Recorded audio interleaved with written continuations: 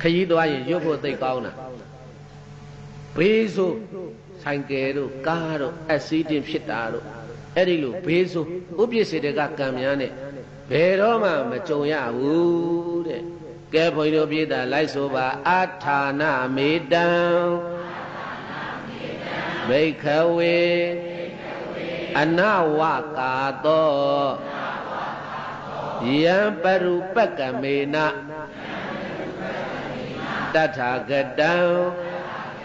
ဇီဝိတာ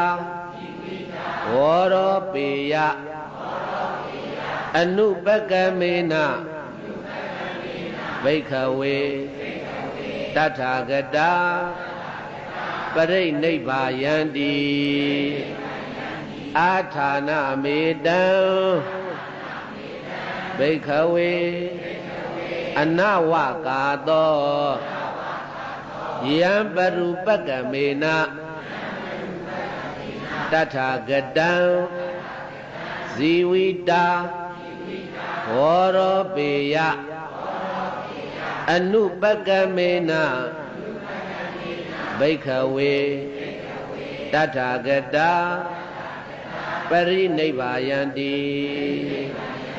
အေးအဲ့ဒါဘုန်းကြီးတို့ပြည်သားပေါင်းတော်ကောင်းတို့အဲ့ဒီဂါထာဟာအနေရကင်းဂါထာခရီးသွားရင်ရွတ်ပေကဲဆိုကြည့်ပါအဲ့ဒါမြန်မာပြန်လေးမြတ်စွာဘုရားမြည်သူမြတ်လုံးဝတတ်မသေးမြတ်စွာဘုရားမြည်သူမြတ်လုံးဝတတ်မသေးမြတ်စွာဘုရားမြည်သူမြတ်လုံးဝတတ်မသေးဆိုကြည့်ပါ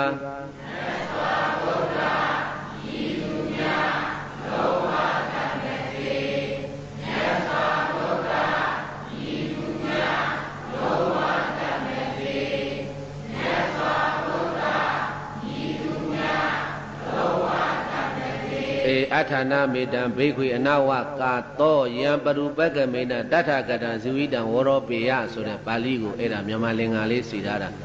ဘုရားတို့မြည်ဒီမှာတဲ့ဘယ်သူမှတတ်လို့မရပါဘူးတဲ့သေလဲသေရုပ်ထုံးတာမရှိဘူးတဲ့ဆိုပါအချိန်ကြ